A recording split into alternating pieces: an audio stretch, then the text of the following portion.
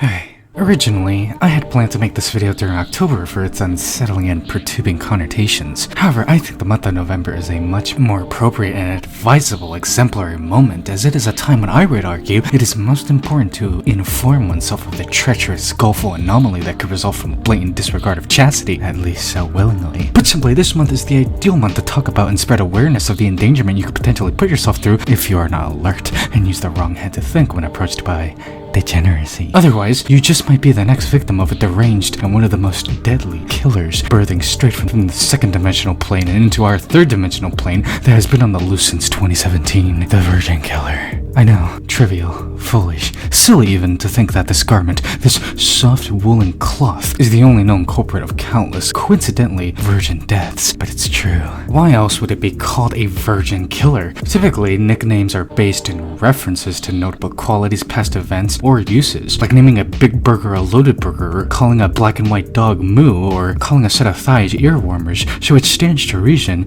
many have succumbed to this in some way or other, and put simply, died it, life revoked by another, with really no evidence to lead to anyone, and no suspects or condemned. But if there's one thing that ties, weaves, and sews, if you will, all of these supposed macabre, grisly, putrefactive goon murders seemingly together, is the Virgin Killer. I was infatuated, my dearest degenerates. Surely there had to be a theoretical hypothetical with enough logical basis in that somehow explained in a satisfying way why or how a piece of clothing could in theory kill, and allow the anime woman that donned them to be deadly. I studied, I researched, I observed, and I tested, and I believe to have the answer. You see, the answer lies in the very origin, the birthplace of this concept. As I hinted at, this piece was originally an idea only existing in fantasy and second-dimensional other worlds. However, somebody took the idea, took the spirit of it metaphorically, and made it reality for us in the 3D plane, coincidentally, first appearing online in Japan. Who could have done this? I would argue it's someone or someones who have something to gain, someone who would benefit from the use of clothing with curvaceous body accentuating and flattering properties, with qualities tackling every possible physical stimulative trigger. Back, tummy,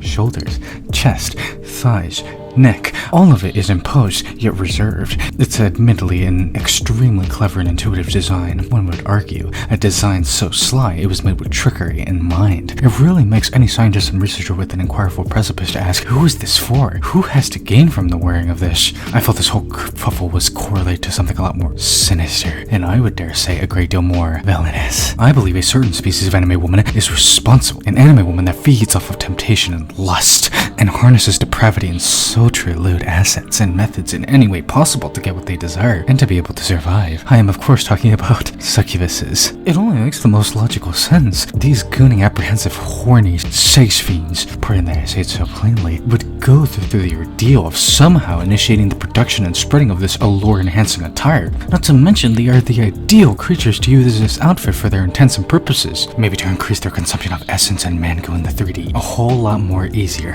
Also, isn't it quite the curious coincidence that virgins are the targeted individual, and unsurprisingly they are the preferred prey by succubuses due to them being usually extremely easy to hunt, stalk, and drain. Shorter, are you saying that anybody that wears a Virgin Killer, or even the more daring display to them more potent and responsible for countless virgin massacres, Virgin Destroyer, is a succubus? No, but they're hidden among them. The theoretical hypothetical is succubuses incentivized and pushed the fabrication of this garment through their charm, connections, and resources. They made it real and are behind the string of supposed virgin murders because they don't have self-control, I guess. Really though, at the end of the day, I would argue this is simply a cautionary warning to not be fooled so easily and to stay level-headed and rational. Stay safe and stay strong, my degenerates. And with that, if you guys enjoyed this video, theoretically, if you have watched this far, then you do enjoy my videos, feel free to leave a like, subscribe, share this with your neighbor, high school teacher, and your wife, or anybody who wishes to spend my indubitable yet unconventional knowledge too. Comment your own theoretical hypotheticals in the comments, and I'll back to answer another question non-scientists can answer.